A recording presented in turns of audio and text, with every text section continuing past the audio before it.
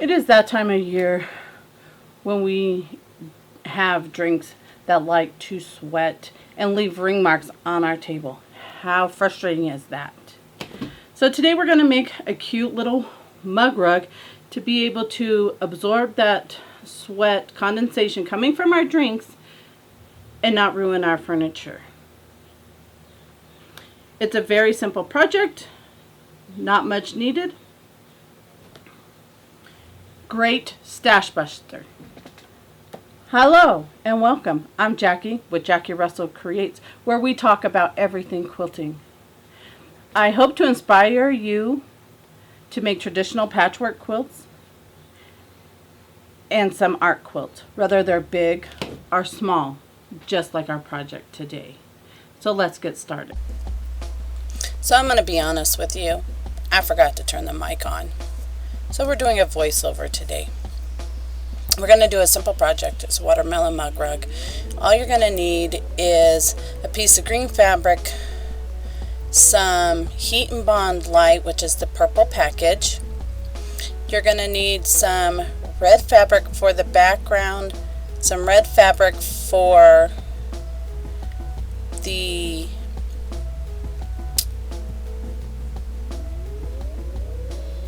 watermelon itself. You're going to need some spare batting. I'm just using some I had. It can be any type that you want.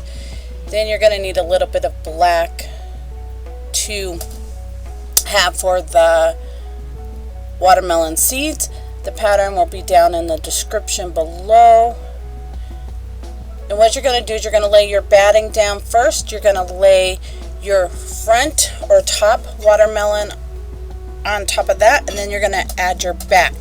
Your back needs to be facing down so your right sides are together, so when we sew it and flip it through, it will be the way it's supposed to be. What I did was trace the seeds and the rind onto the paper side of the Heat and Bond and fused it to the wrong side of the fabric. There is Once you have your sandwich together, I like to pin mine. You can spray base the top fabric to the batting, but do not spray base the back fabric to the top fabric because we are going to flip it. Next, we're going to sew along the edge. We're going to go all the way around the top part, and we're going to leave about 2 inches along the bottom so we can turn it the right way. Here I'm just stitching at the 1/4 inch mark. Take your time as you go around the corners. I do back stitch a couple stitches in the beginning and the end because that just helps secure that as we're turning and making sure we're not pulling any of our stitches out.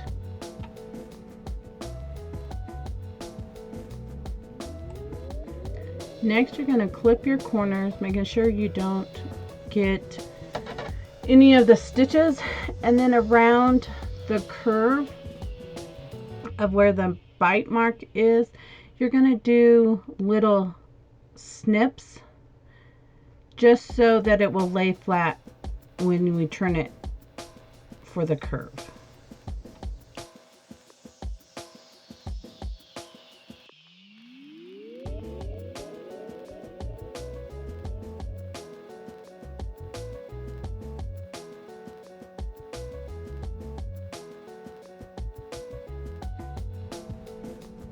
Here we're going to just turn it so the fabric is showing and it's sandwiched together properly. I just use my finger to poke out the edges, but if you needed something else, you can use a turner stick or something like that. Just make sure you get all the corners pressed out.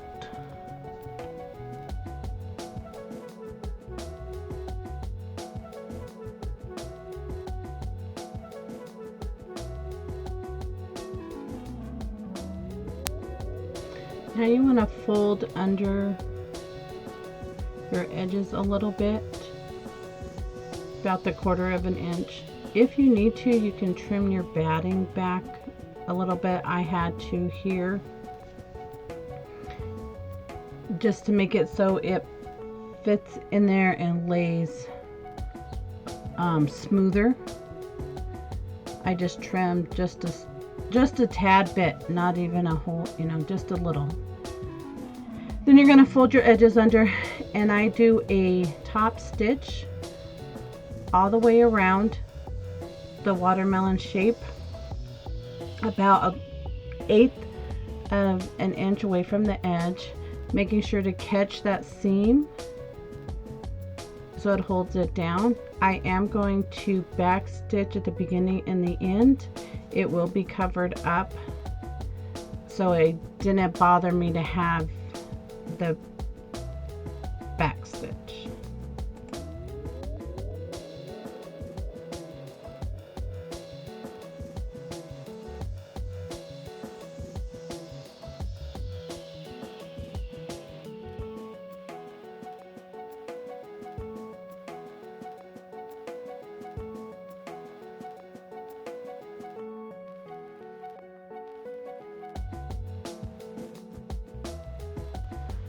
You could be finished here and just have that watermelon, but we're going to add some detail.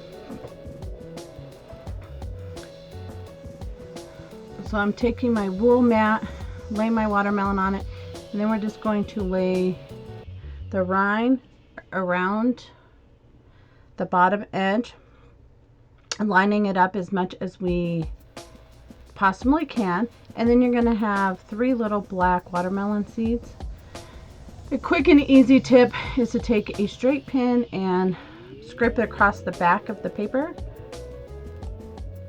and it will scratch the paper, and so you can easily pull it off. And you need to make sure you have something to cover your iron with, so I'm just using wax paper, where I tack down the corner first and then move along slowly along the bottom until it's all tacked down. It may actually be a little long. At that point you can trim it off.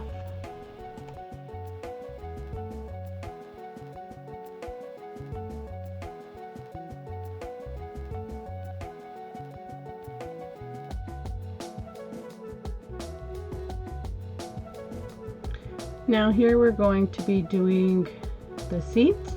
Once again, I'm using the straight pin trick along the back of each one of the seeds to give it that mark, so I can be able to peel off the backing very easily.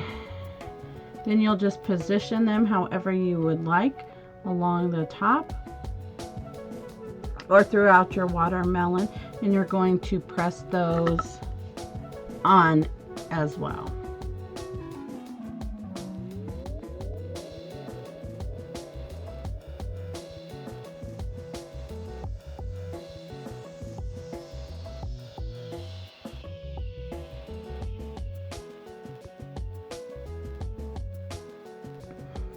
Now we're going to stitch the applique down. I'm just using a straight stitch.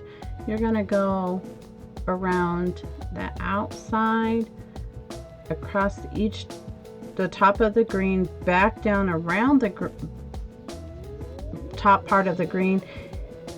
So you're going all the way around it with the straight stitch, and then you're going to go around the seeds. I use, once again, just a straight stitch. You can use a blanket stitch.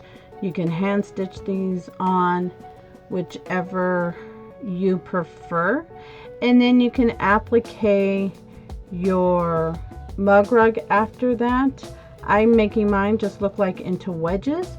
You can quilt before you attach the applique.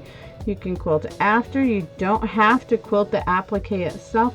Gives enough to hold it all together. It is all up to your preference.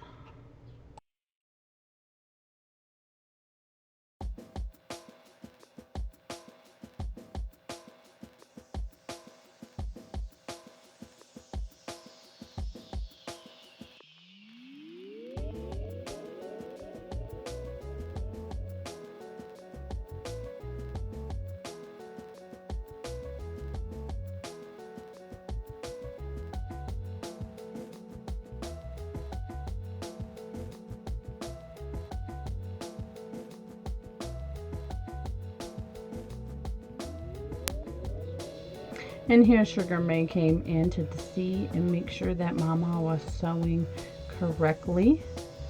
You get some leaven. She loves to watch when I sew.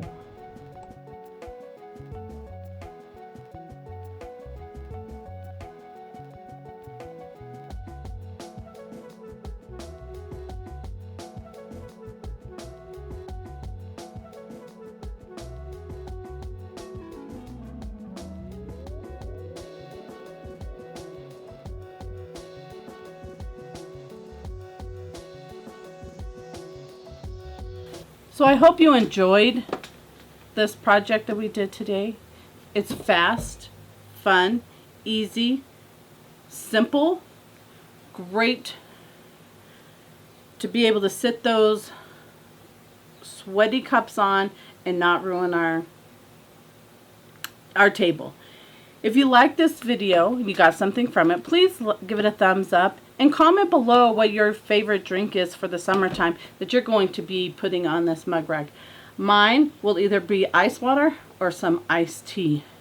If you're new here and you feel like sticking around, please hit that subscribe and notification bell so you know the next time that I upload a video. And if you have a quilting friend or family that you think would enjoy this video, be able to get the free pattern that's in the description below, share the video with them.